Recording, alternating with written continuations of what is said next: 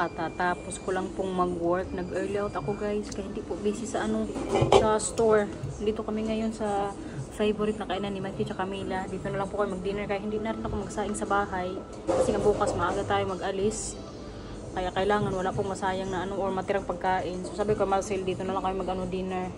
Kaya gustong-gusto nga itong dalawa dito. Ito yung slush. No. Buti nga nakapag-early out ako sa store eh. Pinayagan ako ng boss ko kasi wala din pong pumapasok doon.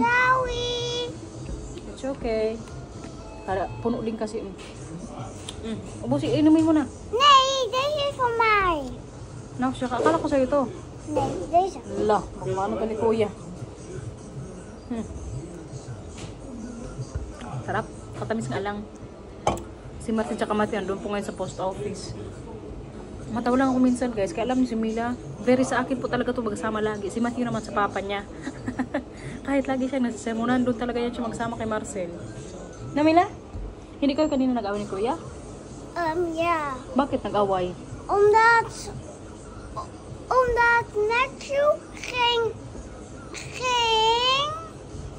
heel erg hard van de gordel bij mijn keel trekken. Oh. Tingnan natin kung nandyan si kuya. Nandyan na si Marcel. Ay, si kuya.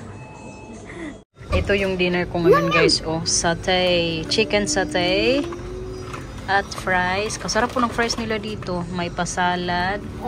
Yung para naman po sa mga bata. Ayan o. What is that, Mila? Yum. Yeah, free siya. Mag-share tayo sa fries. Free candle po yung sa kanila. Tapos ito yung kay Marcel. Yan. Tingnan nyo ito miso. Magkain na kaagad. Pasya ito ka mainit ha?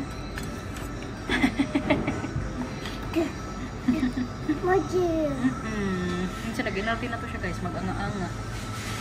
Tikman natin yung satay nila. Alam na kung bakit gusto ko din itong na to dito. Snack bar or favorite na snack niya nila Matthew Camila. Kasi nakikita po dito yung nila kitchen. Yan yung gusto kong lagi makita. Ano ba kahit kung sa restaurant. Yung makita ko yung kitchen na malinis. Yung paggawa ng pagkain. Hindi ko alam. Minsan yan yung naisip ko eh. Laka. Kain po muna kami. A few moments later. Bahay na po kami guys. Tingnan nyo ngayon dito oh. Yung kapitbahay namin. Tinatanggal na po nila yung nila oh. Yung kahoy. Nakatakot. Baka mamay mahulog yung minier. Hoy Diyos ko. Tingnan nyo guys oh. Maar misschien valt de boomstam wel op die hamstertjes. Hala, oo nga. Hala, kawawa naman pag doon. Agoy! Katakot guys. Ako yung matakot para kay kuya. Manibagod kayo man sa bahay. Kaya grabe na kaliwanag sa labas. Kalaking puno po kasi niyan dyan. Tapos yung mga nakarang araw kay naghangin-hangin. Medyo may mga naputol. So ngayon nag-decide siguro sila tanggalin na lang. Bakit po? Een paar kindertjes gingen erin klimmen. Oh ja? Oh. Die boom is ook al heel oud. Ja. Maar wel jammer hè? Ja, nou maar ze hebben nog geen schaduw meer. Kahit sila medyo nalungkot po. Or manibago sila na wala na nga puno dito sa namin, likuran. Kaya wala na rin tambong dito guys. Grabe ko din kaliwanag sa may garden namin. Mag-prepare na pala ako ngayon ng mga susuotin. Ay dadalhin mga damit sa Norway. Look at that everyone. Nalinis na din po ang ating bahay dito. Tingnan nyo naman. Wala kabulabulaklak yung mga tanim dito ni Marcelo. Parang hindi pagod niya to nadiligan. Sabihan ko mamay, nadiligan muna kay 2 linggo nga hindi yan makaano ng tubig. Pero kaya yan po nakapag-vacuum na ako, nakapag-mop. Yung CR or bathroom din po namin sa taas na ko na din nalinis. Tapos yung bagahe ni Matthew at Camila, ayan na guys. Dito ko na rin po nalalagay lahat ng mga susuotin nila sa 2 linggo na vacation natin. At ang camera ni Mila gusto niyang dalhin to kaya mag-picture-picture daw siya. May airbed din po kaming extra para po to kay kuya or kay Mila in case lang na magkulang yung bed sa mga pinagbukan ni Marcel tsaka papa. Ano lang yan guys, parang backup lang. Pero may bed po yan si Mila tsaka Matthew. Tapos yung dito sa kusina din. Ayan, tingnan nyo naman ang aking floor ngayon dito. Oh, diba kakintab? Mga gamot na ready na din. Nalagay na dito. Passport. Ito yung gamot ni Marcel, guys. Ito po yung maintenance niya para sa ano niya. Blood thinner. At laruan ni Mila tsaka Matthew. Nahugasan na din to. Siguro bukas ko na rin to tanggalin dito kay para malinis bukas pag alis natin. Si Droney naka-ready na din po. Ayan, guys. Tapos yung the coffer, bukas to ilalagay ni Marcel. Tingnan nyo pa lang ngayon dito yung kahoy sa labas, guys. Grabe, good, makapanibago. Kasi kakalbo na, good. Masayang lang din ako kay puno, good yun. Ayan, oh. Kita nyo yan? Tinanggal po talaga nila lahat. Masayang lang, good ako. Tsaka makapanibago po talaga. Kay grabe, kaliwanag na ngayon dito kapag dito po upo. Ang dito, oh. Every time mag-upo kami dito ni Marcel, hindi ko ganito kaliwanag. Kaya syempre, may puno. Kalaki ko ng puno na yan. So, yung tambong niya, tambog sa Tagalog, basta yung parang pinaka-shadow niya, kami, kumbaga, madamay ba, masakob. Hiyay, kaya ngayon tinanggal. Grabe ko kaliwanag. Habang i-check natin dito ngayon si Droney, kung kumpleto, check.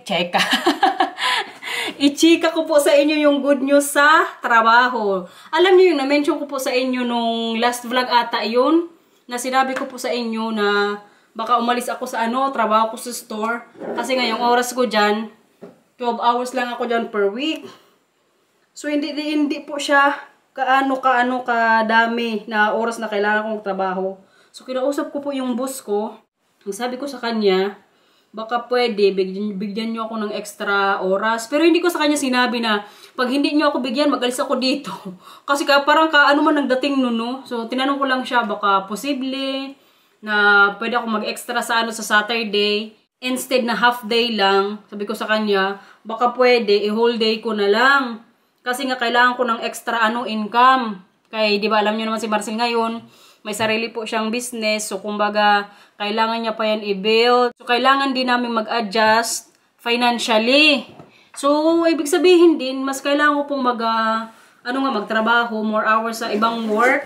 Hindi sa vlogging, guys, kay makapagod po talaga ang vlogging, promise. Hindi din ako masyadong makapag-isip ng mga ipapakita ko sa inyo, no? Basta sa akin, mga gala lang. Tsaka minsan yung mga ginagawa namin nila Matthew tsaka Mila. So, yun na nga. Kaya kinausap ko po yung yung boss ko.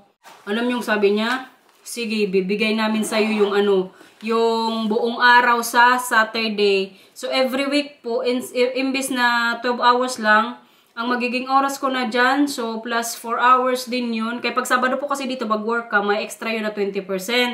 Halimbawa, nag-work ako ng 4 hours. Yung babayaran niya nila is 5 hours. Tapos, pag Sunday naman, parang 50% ata yung yung tuslak.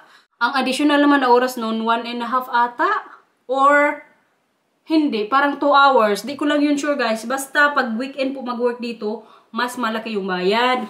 Tapos, guys, bukod po sa Sabado nga na binigay nila sa akin whole day, so may extra na akong 4 hours. Ang ginawa nila, sabi nila, kapag pwede ka ng Thursday ng gabi, ibigay din nila sa akin. So, halimbawa, mag-work ako ng Thursday, yung normal time ko lang po talaga is from 12 to 4. So, ngayon, sa mga darating na buwan, ang magiging schedule minsanan lang din, hindi naman po every week, pag kailangan lang talaga. So, ang magiging, ko na dyan time is from 12 to 9 p.m. Imagine yun, maka 9 oras tayo. Yung original oras ko lang talaga is 4 hours. So, may extra tayong 5 hours, guys. May extra pa yun kasi pag panggabi din po dito, may additional na percent din yun, guys. Para sa Pilipinas, meron din ganyan eh. Pero kaya dito po, mas maganda po talaga. Basta masipag ka lang, hindi ka mapili sa trabaho, kikita ka. Diskarte lang din sa buhay, guys. Makaano lang ba, maka-happy lang. Malaking tulong din po talaga na yun nga, binigyan din nila ako ng chance. Kasi bala ko talaga, kung sakali, alimbawa, hindi ako mabigyan dyan ng ng extra hours, maghanap po talaga ako ng ibang trabaho. Gustong-gusto ko yung trabaho na yan dyan kasi nga grabe kababait ng amo ko. Yung mga ka-work ko dyan, ko na din, huwag ka-close ko na din. Kasi 6 years na ako dyan nag-work eh. Almost 7 years na nga kay si Matthew noon, 6 months eh, nung nag-start ako dyan mag-work. Pinakaunang work ko din dito yan sa Netherlands, guys. Kaya hindi ko din po yan maiwan-iwan. Kaya yun, sa sobrang bait ng mga boss ko dyan. Alam niyo yun, nung nag-start ako mag-work dyan sa store na yan, yung Dutch ko, Diyos ko, ang alam ko lang dati, 1, 2, 3. Yung mga bilang-bilang, tapos very basic po talaga yung alam ko lang Dutch. Naalala ko pa dati, nung nag-start ako, sabi ko pa sa boss ko nga na babae, mga first week ko ata nun sa work, hindi ko talaga yung makalimutan. Sabi ko sa kanya, mafrau, kung sa atin pa, ma'am. Pero hindi yan sila dito magpa-ma'am, pero kaya syempre, Pinay, mag-respeto. Sabi ko sa kanya, mafrau, hindi ko kayang trabaho na to. Kay mahirap po talaga ako guys. Kay may mga customer nga na magtanong-tanong. Tapos kung ano yung size para sa bata. Yung sa edad. Eh siyempre wala man tayong masagot. Kay bukod sa Dutch, wala din akong kalam-alam sa mga ganyong sizes pa. Sinabi ko sa boss ko, naging honest lang din ako sa kanya. Sabi ko, hindi ko siguro to kaya tong trabaho na to. Mag-uwi na ako sa bahay. Alam niyo po, ang sabi niya sa akin, kaya mo yan. Magtiwala ka lang, huwag kang mag-alala, tuturuan kita. Na, simula nung araw na yun, parang na-realize ko, grabe, nagtiwala siya kaagad sa akin na wala akong kaalam-alam sa Dutch. Tapos alam nyo guys, bukod nga po sa very, ano yan sila, mabait, as in. Parang pamilya talaga yung turing sa'yo. Nung naging Dutch citizen din ako, parang 4 years ago, nagbigay din yan sa akin sila ng card, ng flowers. Tapos nung nag-schooling din ako, mag-ask yan sila lagi, kumusta sa school. Tapos ano yung mga plano mo sa buhay. Alam mo yung parang pamilya ka talaga. Nung nag-crash din ako sa sa bisikleta, nagpunta din po yung boss kong lalaki dito. May dalagod yan siyang kalaking prutas. Kahirap hanapin ng ganong boss, 'di ba? So hindi ko din po talaga yan maiwan-iwan kahit minsan maboring ako diyan sa store. Inisip ko bahala na. Ang gusto ko din na lang gawin, maantay ko na mag-retire sila kasi nga pa-retire na po yan sila. Pension na nga yun dapat sila pero wala pa mang nag-offer na bilhin yung store. So tuloy ang laban. Kaya nung nagtanong po talaga ako na kung mabigyan nila ako ng oras, grabe ko ka-happy guys. Kahit si Marcia sabi niya, o diba sabi ko sa'yo magtanong ka eh. Kaya kung ako lang alam nyo, excuse me, hindi po talaga ako magtanong. Promise. Kaya nga niisip ko, baka isipin nila, hala, kailangan natin to bigyan ng ng oras kay baka umalis. Kasi kung sa akin lang, mag-alis na lang ako doon. Tapos magsabi na lang, paano mo, nakanap ako ng ibang trabaho. Sabihin ko na lang, mafrau, Rita, mag-alis na ako. Kay may iba na akong work. Yun po sana ang plano ko. Ang sabi ni Marcel, wag ganun. Mag-ask ka ba din ng, ng extra oras? Pag hindi ka nabigyan, doon ka na mag-start ng, maghanap ng ibang trabaho. So, inisip ko yun sa bagay. Kasi parang, naman nun na, halimbawa, nag-apply na ako ng trabaho tapos hindi pala nila alam, di ba? Nung sinabi ko ngayon sa boss kong babae, alam niyo ang sabi niya, ayaw naming umalis ka dito. Kaya bibigyan ka namin ng extra oras. Di ba? God is good talaga guys. Kay sumasang-ayon din po sa mga plano tsaka gusto namin ni Marcel. May mga challenge din po kasi kami ngayon ni Marcel na hinaharap. Hindi ko lang sa inyo sinasabi. Kaya syempre, na din namin yung kumbaga para sa amin na yun kasi basta ang makikita nyo lang mga galagala. Yan nga po yung good news ko sa inyo. Diba? Kaya nung mga nakarang araw po talaga, hindi din ako makapag-vlog kayo nga nag-oti-oti. Tapos grabe kapagod guys. Ngayon tingnan po natin si Drone kung makalipad pa guys. Grabe alam nyo siguro mga 6 months or 8 months ko to siyang hindi napalipad. Ko po muna siya try. Kaya chinarge ko to eh. Baka mamaya stock up. Kay ma-unlimited sa lipad to si Drone sa sa Norway. Try natin.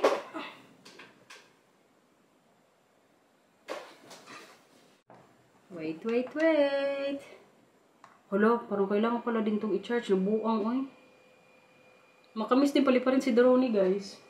Makita nyo ba? Saan ko nga yung ilaw dito? Hala. May sapak na talaga itong dito, ilaw. Tingnan natin. Ay! Wala na ba kung kailangan gawin? Nakapaglinis, nakapag-impake, ano pa ba? Ay, maliligo pa pala ako. Hindi ko pang makalimutan. Yun na lang yung kailangan kong gawin, maligo. Kaya naglinis ako ng CR. Delikado no pag hindi tayo makaligo. Ito. Yan. Parang kailangan ko na naman manood sa YouTube, yung mga kailangan gawin sa drone. Baka kasi may update. Wala pang satellite. Katagal oh. Miss niyo si drone guys. Na-miss ko din to. Katagal ng signal. Yan po yung itsura ng monitor. Oh. I mean controller sa drone. Pag bumili po kayo ng drone, pwede din po yung cellphone nyo, yung nyo, kumbaga parang monitor dyan. Ako, ang pinili ko dati, nung bumili ako ng drone, yung may ganito na nga, may controller, para hindi na ako mag-cellphone, ganyan-ganyan. Ang advantage lang kapag sa cellphone, kasi diretso na save yung video. Ito, itatransfer ko pa. Pero mas okay na din. Tagal man, uy. Try natin. Wala, parang makalimutan ko na, guys. Nabuang. You log in expire in 3 days. Log in again. Hala. Ayun lang. Kailangan ko munang i-update. Sabi ko sa inyo, katagal ko tong hindi inopen. Ngayon lang ulit after 6 or 8 months. Tagal-tagal dito hindi nakalipad. Ay, hindi. Napalipad ko ata ito nung dito. Si Lito. Tama. Oo, no 8 months. Napalipad ko pala ito nung April ba yun or May? Nung nandito si Lito. May. Nung kami, nag-Czech Republic. Wala na. Hindi ko ito ngayon matry mapalipad dito sa bahay. Kaya nag-update. Rinig nyo yan guys. Yan yung update ngayon ni Drony. Mga 5 minutes na ako ngayon dito. Ayan nagilaw-ilaw. Ay, hala ka. Namatay na. Katagal. 90% pa lang Buti na lang kaya dito ko talaga na-discover pa sa bahay. Kaya ang plano ko lang sana, bukas na mag-update. Yung ko lang sana nga, paliparin ko nga kay para malaman ko kung kailangan i-change yung niya, yung parang ilisi. Meron kasi akong extra niyan dito. Ang binili ko to, may mga backup. Na to siya, combo set. Ito siya guys. Tingnan nyo. Ayun na to. Ay, ito yung extra na na parang monitor. Ito siya guys. Extra mga LEC. Tapos may screw dito siya driver. Ito diba? Kaya ready na tong lumipad sa Norway. Pero bukas, hindi po kaagad tayo sa Norway ha. Baka i-expect nyo na kaagad. Ang una na po naming hinto, mag-Germany po muna kami. 1 night doon. Kasi hindi pwedeng guys, isahang travel. Hindi kaya. Depende na lang kung mag-aeroplano ka. Mag-ano man kami, mag-car. So hindi hindi siya kakayanin. Kasi magbo-boat pa po papuntang Norway. Abangan nyo yan. Bukas, muna tayo, Germany. Hindi pa namin yun napunta nila, Marcel. Kaya 1 night po tayo bukas. Mag-hotel kami doon. Tapos, Monday, abangan nyo. Basta may mga pupuntahan po tayong iba't ibang lugar sa Europe. Kung saan-saan na naman namin kayo madala. Yeah, watch lang kayo kay babawi ako ngayon sa inyo guys. Kapag hindi na naman ginawa. Depende din ha. Kaya alam nyo naman, pag vacation po talaga, syempre gala-gala, lakad-lakad. Tapos sa gabi, mag-edit pa, mag-transfer pa ng video. So pag kaya ng ng energy, i-edit ko. Para makabawi ko sa inyo ngayon. Kayong vacation ko po in total, 3 weeks. So 2 weeks sa Norway. Tapos pagbalik namin dito sa Netherlands, may 1 linggo pa ako. Para makapag-relax, makapaglaba. Kay for sure, kadami na naman kailangang labhan. Grabe katagal, uy. Feeling ko magbaba na yun si Matthew Camila. Mag-alas 9 na po dito ng gabi, pero yung mga bata gising pa. Kasi vacation man sila, so late namin yan sila pinapatulog. Pag may pasok kasi, alam nyo, matulog yan sila mga 7:30. Tapos yung alarm ko sa umaga niyan, 7:15. Kaya bis-bis pa yan sila. Tapos minsan pag nag-alarm na ako, alam nyo, tulog pa rin yan sila. So kailangan ko talagang gisingin. Kaya mag-work din ako. So, kailangan on time din sila yan. Makababa, makapag-breakfast. Pag mag-alas 8 na yan, kanya-kanya na kami nang alis sa bahay. Si Marcel magpunta sa taas. Pagdating niya yung mga bata. Pag alas 8 nga, si Matthew at Camila na sa school. So, ako naman, diretso sa office. So, wala pong tao dito sa baba. Sayang nga kung nandito si Lito, alam nyo. Makapag-ipon din sana siya. Mas makatulong siya kalaan nanay. Pero manifesting pa rin ako sa na yan guys. Bagay na yan. I mean, plan. In God's time, in God's will. Mali natin, no? I-manifest ko lang yan. Na makapag-stay po dito si Lito. A few moments later. Na-update din siya, guys. Try po natin yung si Dorone. Makita nyo ba? Wait lang.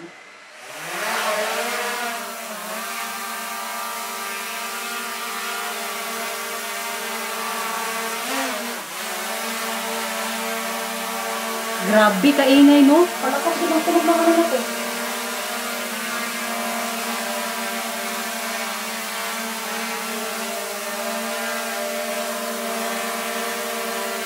Ready nang maglipad si Droney. Ayan yan siya, guys. Oh, maglipad yan siya sa Norway. Alam mo kung nandito kayo, makikigod yung lakas ng hangin ko dito. Para kung may may electric fan yan sa baba. Sa lakas ko ng hangin.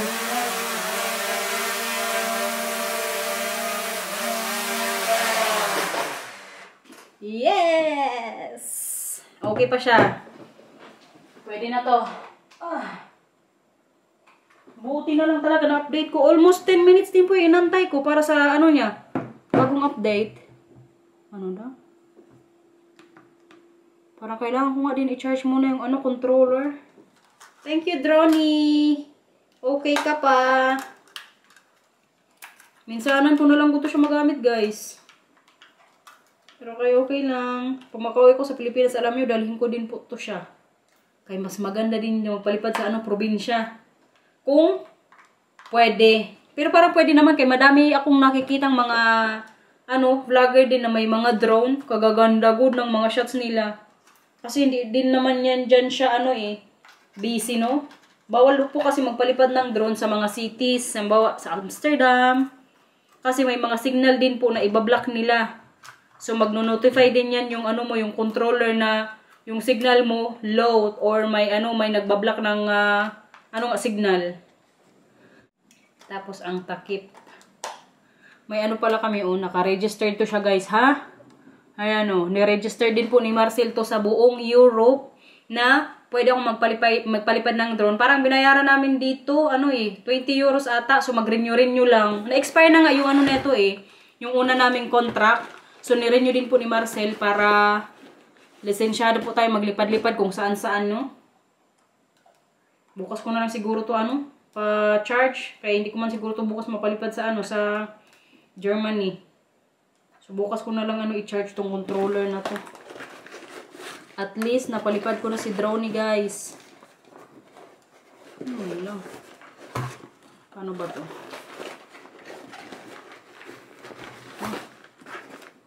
Parang ay. Kaya man. Buang. Hala, may nahulog na propeller. Diba? Ready na para bukas. Tomorrow naman tayo, guys. Kakute lang good ng bag na to. Tapos suot-suot lang kung saan kayo magpunta. Naka-ready na din po yung kahabang stick, para naman po to sa mga selfie namin. Kasi Marcel, alam nyo, hindi yan siya magtiwala yung magpa-picture kami sa ibang tao. Kaya iniisip niya, baka itakbo yung cellphone. Pero hindi din po naman lagi. Mostly lang sa mga theme park. Lalong-lalo na sa Paris, guys. Diyan po yung kadaming mga scammer. Lalong-lalo na din yung yung magtaya-taya ka doon, yung mag-ikot-ikot yung bula. Pag mag-Paris kayo, huwag kayong magtaya noon, ha, kay scam po yun. Tinatago nila sa kamay nila yung bola na yun. Mag-ikot-ikot. Tapos yung mga tao doon na feeling nyo tumataya, kasabot po nila yun. Kaya pag nasa Paris po kami, hindi kami nagpapa-picture sa ibang tao. Kaya baka nga takbuhin. Kadami pong mga magnanakaw din doon. Pero so far, sa ko naman doon, siguro pang 5 punta ko doon sa Paris or 4, never pa naman ako nanakawan doon. Kasi maingat din po talaga ako. Kung mautak sila, mas mautak tayo. Advance mag-isip. Mag-akit na po ako sa taas. So guys, end ko na po yung vlog. Ganito yung dalawa. Please like and subscribe. Bye-bye. Thank you for watching everyone. Ingat po. Bye-bye. Perfecto. I love you very good. Coach Matthew, ikaw naman, Mila. Please like and subscribe. Bye-bye. Thank you for watching! Sana nag-enjoy ka sa vlog natin today. Tomorrow, nasa Germany tayo. Bye-bye po! Bye! That's all for again. See you next time daw.